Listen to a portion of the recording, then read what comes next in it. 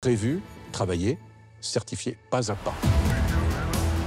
Si cette technologie de pointe a été entérinée par l'aéronautique militaire, c'est aussi qu'elle offre à l'avion un avantage décisif. Elle allège son poids. Le joystick, ça fait économiser 800 kg. 800 kg, ça fait 1000 litres de kérosène. 1000 litres de kérosène, ça fait 1 heure de vol en plus.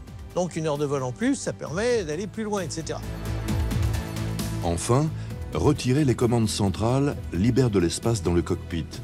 On en profite pour installer face à chaque pilote des tablettes de travail. Mais au-delà, c'est l'ensemble du cockpit qui est entièrement repensé. L'A320 fait entrer l'aéronautique civile dans l'ère du numérique.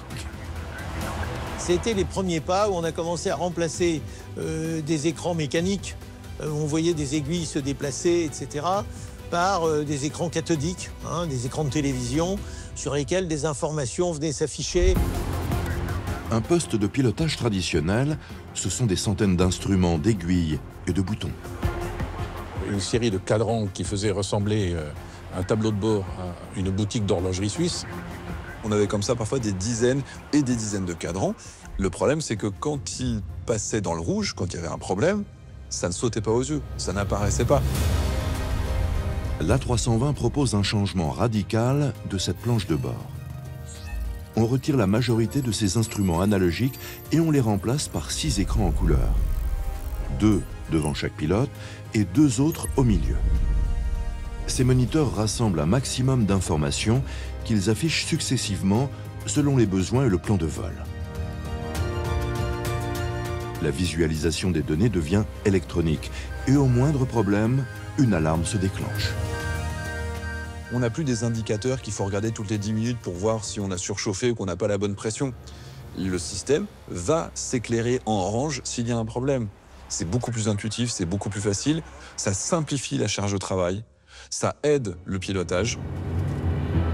Avec ces 6 moniteurs carrés, cette planche de bord tout écran prend un nouveau nom. Le Glass Cockpit, le cockpit de verre, qui bouleverse le quotidien des pilotes. Quand ils ont reçu les premiers exemplaires, ça a fait un effet « waouh ». À l'époque, on laissait volontiers la porte du cockpit ouverte, et notamment pour l'A320, car là, tout semblait absolument nouveau. Et ça l'était, en effet. C'était plus moderne. Et c'était bien plus lisible pour les pilotes. C'est la naissance d'une nouvelle génération d'avions. On intègre au sein de l'appareil un système de traitement de l'information qui semblait encore impossible dans l'aéronautique civile. Un ordinateur. Placé derrière le manche de pilotage, entre les mains du pilote et les commandes de vol, il contrôle les trajectoires pour s'assurer que l'appareil reste dans son domaine de vol et ne se trouve jamais en difficulté. On ne pilote pas ce futur A320 comme on pilote les avions qui existent à l'époque.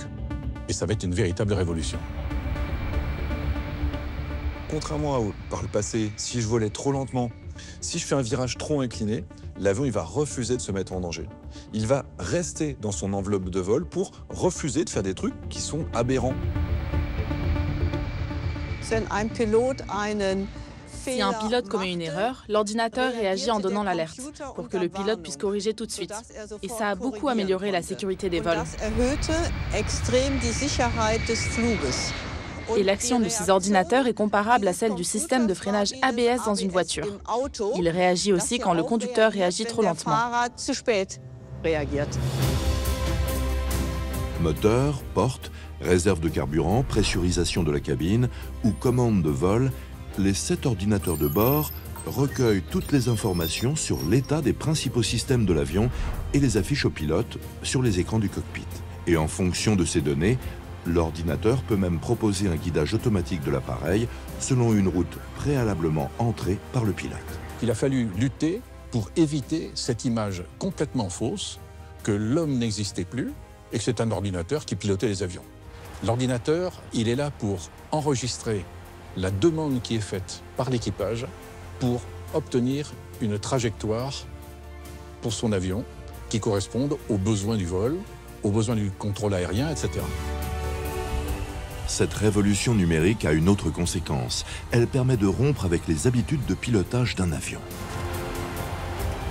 À l'origine, le cockpit, vous les regardez, vous avez des milliers de cadrans, des milliers de boutons, des milliers de trucs qui exigent qu'il y ait au moins 3 pilotes. Il y a le pilote, le copilote et un mécanicien de bord qui va faire la navigation. Et ça fait des décennies et des décennies que ça fonctionne comme ça. L'ordinateur de bord et les commandes de vol électrique rendent la présence du mécanicien obsolète. Ce qu'on a supprimé, c'est la 3e place. Il n'y a plus d'ingénieur d'avion dans le cockpit. Il n'y a plus que 2 places pour les pilotes.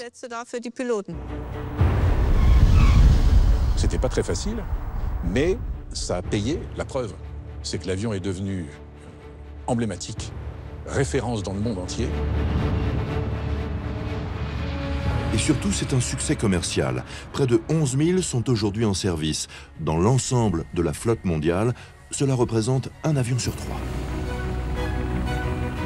Depuis sa mise en service en 1987, il totalise 378 millions d'heures de vol, soit plus de 37 000 années passées dans le ciel en seulement 37 ans. Derrière ces chiffres astronomiques se cache en fait une famille nombreuse. Car l'A320 a 2 petits frères, des versions raccourcies, l'A318 et l'A319. Et il a aussi un grand frère, de 7 mètres plus long, l'A321. La différence, c'est la taille du fuselage et le nombre de passagers qu'ils peuvent embarquer, entre 130 et 240.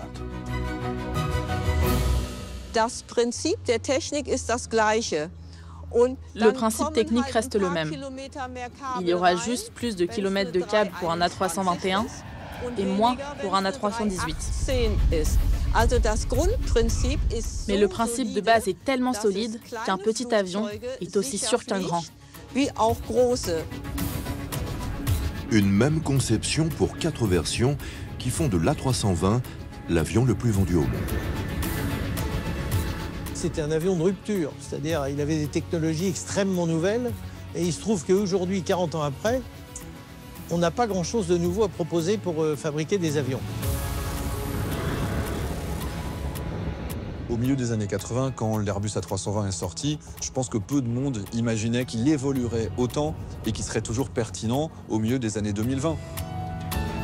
Cette même base technologique fait encore aujourd'hui la preuve de son actualité, car la famille vient une nouvelle fois de s'agrandir. Il faut toujours être à la pointe de la technologie. Et aujourd'hui, le dernier pas vers la modernité, c'est l'A321 XLR.